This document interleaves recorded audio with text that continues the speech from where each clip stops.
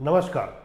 कुछ दिन पहले चाइना ने अमेरिका को एक प्रकार से चेतावनी दी थी कि आप गोल्डन डोम न बनाएं, नहीं तो इससे स्पेस वॉर चालू हो सकता है। गोल्डन डोम के बारे में आप जानते होंगे, अमेरिका का एक प्रोग्राम है।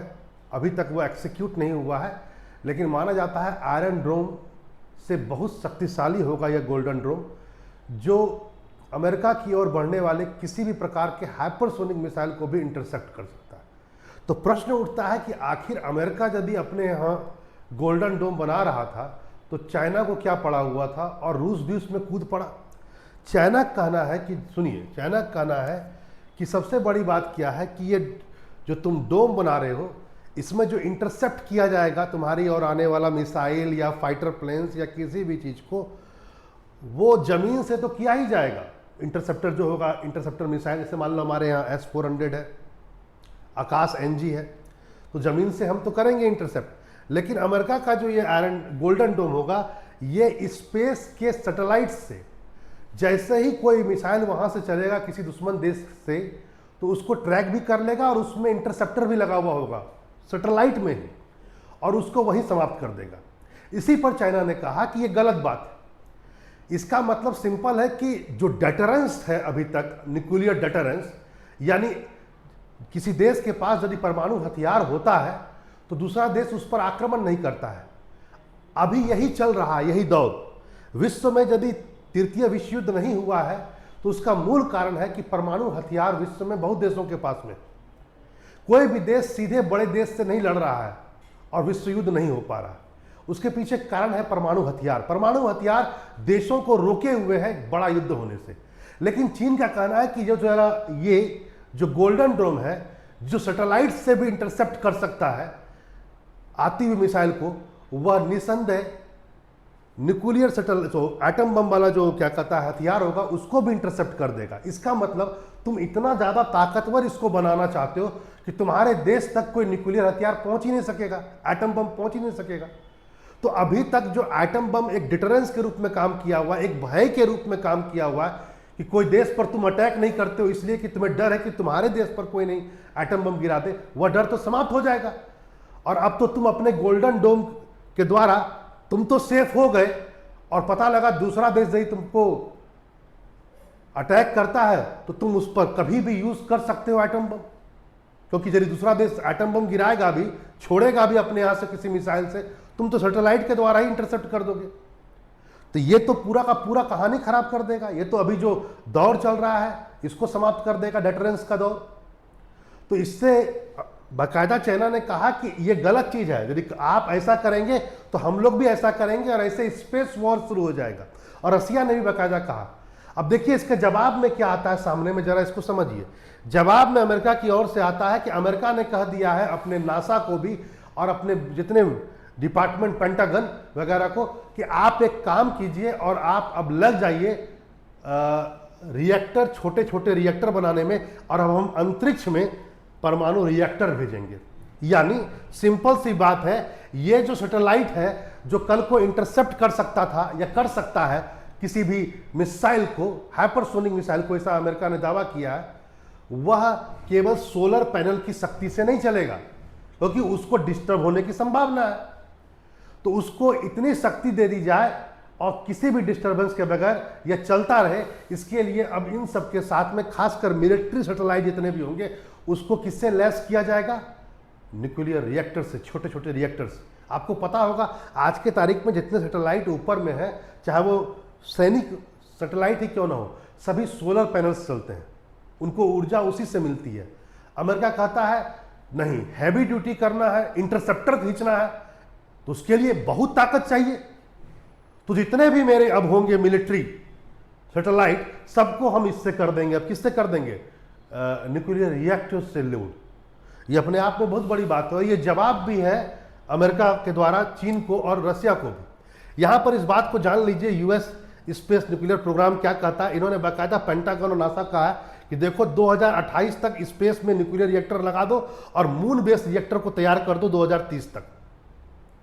क्योंकि अमेरिका का मानना है कि आगे चल करके चाहे लूना बेस हमको बनाना पड़े या हमको मार्स मिशन में, मार्स में जाकर बेस बनाना पड़े, या मिलिट्री सैटेलाइट हो या स्टेट स्पेस स्टेशन हो, सब में हम अब यही यूज करेंगे। क्या यूज करेंगे? न्यूक्लियर रिएक्टर यूज करेंगे। बाकायदा इसमें कहा भी गया अमेरिका के द्वारा कि देखो सनलाइट के द्वारा चलता है, लेकिन जैसे जैसे ऊपर जाते हैं वैसे वैसे सनलाइट कमजोर पड़ता है। तो वाजिब बात है, सैटेलाइट हो या कोई स्पेस स्टेशन हो, सब कमजोर पड़ जाता है।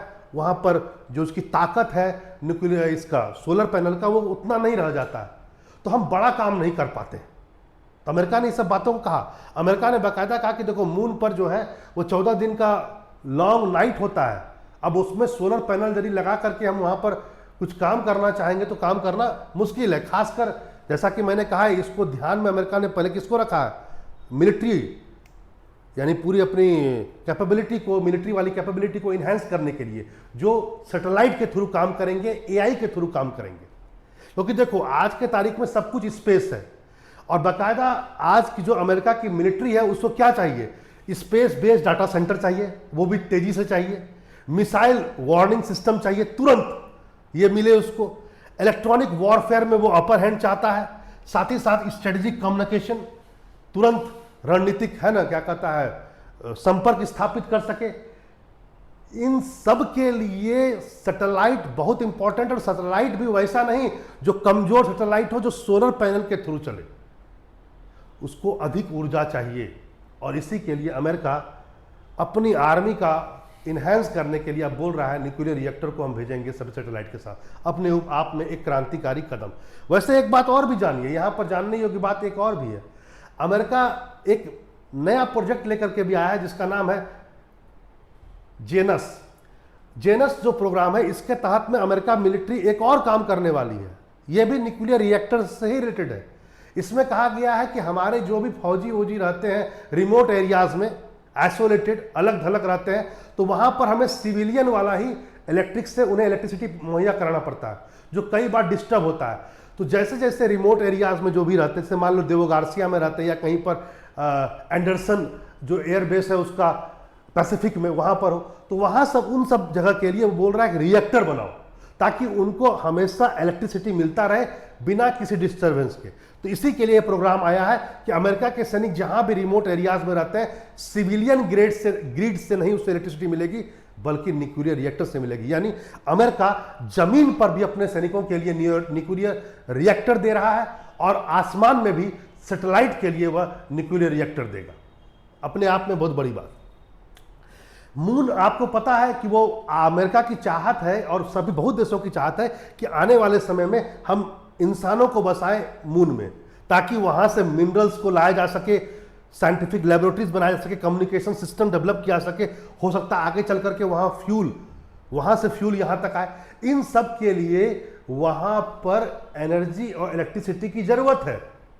छोटे मोटे चीजों से वो नहीं चल पाएगा, इसलिए भी इसको चाहिए रिएक्टर, ताकि इनका जो मून में आदमियों को बसाने का जो प्रोग्राम है उसके लिए इनको रिएक्टर चाहिए होगा, ताकि उस रिएक्टर से ऑक्सीजन भी बनता रहे और काम भी होता रहे।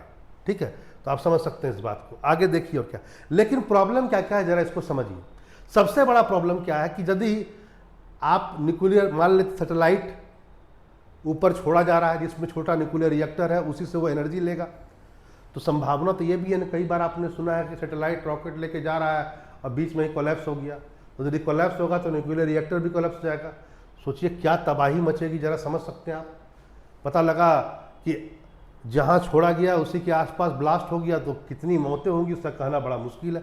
दूसरा पॉइंट ये भी माना जा रहा है कि जो न्यूक्लियर रिएक्टर मान लेते हैं स्पेस में पहुंच गया, तो उसको वैक्यूम का सामना करना पड़ेगा, अदर रेडिएशन का सामना करना पड़ेगा, एक्सट्रीम टेम्परेचर का सामना करना पड़ेगा। तो क्या ये सब सामना करने की ताकत उसमें है? और क्या यदि वहां पर कुछ खराबी हो जाएगा रिएक्टर में, तो कैसे वहां तक जाकर लोग मेंटेनेंस करेगा? फिर सबसे बड़ी बात है कूलेंट।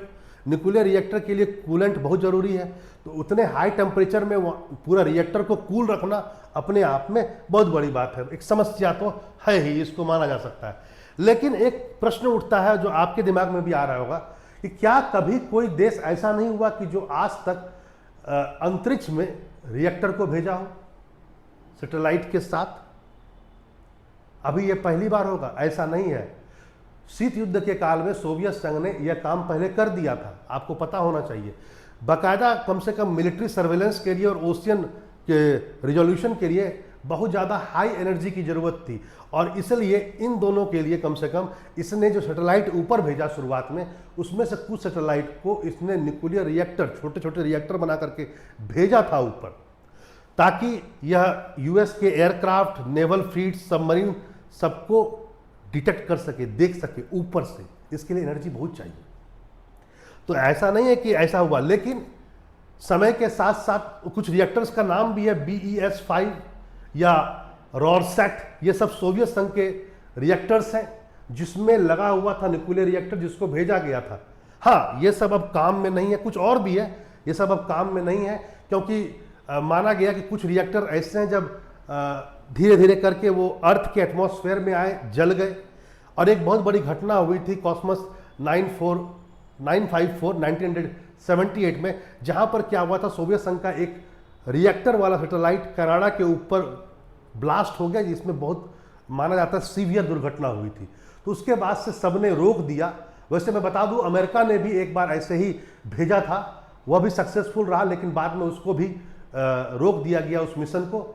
वैसे मैं बता देता हूं, जितने भी सैटेलाइट ऊपर भेजे गए हैं, चाहे सोवियत संघ ने तो कई भेजे हैं, अमेरिका ने सिर्फ एक भेजे हैं, उनका क्या है स्थिति मैं बता देता हूं। बहुत सारे ऐसे हैं जो अर्थ के एटमॉस्फेयर में आकर जल गए हैं, और नहीं तो बहुतों को भेज दिया गया है बड़े ऊपर वाले ऑर्बिट में, जिसको कई बार कहा जाता है कचरा ऑर्बिट मान लेते हैं, या एब्जॉर्ब ऑर्बिट, जो बहुत हाई अल्टीट्यूड पर होता है, जहां पर कोई दिक्कतें नहीं होती है। वहां पर या तो उसको भेज दिया गया है, या तो वो खुद ब खुद जल गए। तो आपने इस बात को समझा कि यदि इसी ढंग से अमेरिका इस बात पर खड़ा रहा कि वो आने वाले समय में सोलर पैनल की जगह पर वह न्यूक्लियर रिएक्टर भेजेगा सैटेलाइट के द्वारा, खासकर कुछ गिने चुने सैटेलाइट में, तो वाजिब बात है ये रेस बढ़ेगी। और चाइना भी ये प्रयास करेगा कि वह भी जाए, क्योंकि चाइना ने बाकायदा कुछ दिन पहले कहा हुआ है कि हम भेजेंगे। ऐसा नहीं है कि चाइना रुका हुआ है, चाइना ने भी कहा है, सोवियत संघ तो पहले करके बैठा ही हुआ है। तो यदि ये बढ़ता है तो आने वाले समय में रेस बढ़ेगा, तो अंतरिक्ष में जो युद्ध है, अंतरिक्ष युद्ध, ये आगे बढ़ने की संभावना और एटॉमिक युद्ध तक भी जा सकता है। और कहीं ना कहीं ये जो अदर सैटेलाइट है उसके लिए भी खतरा है। यदि इसी ढंग से होड़ बढ़ता चला गया तो अंतरिक्ष भी परमाणु प्रदूषण से बचेगा नहीं। आपकी क्या राय है, जरूर कमेंट बॉक्स में लिखिए। फिर मिलते हैं ऐसे इंफॉर्मेटिव वीडियो के द्वारा। नमस्कार।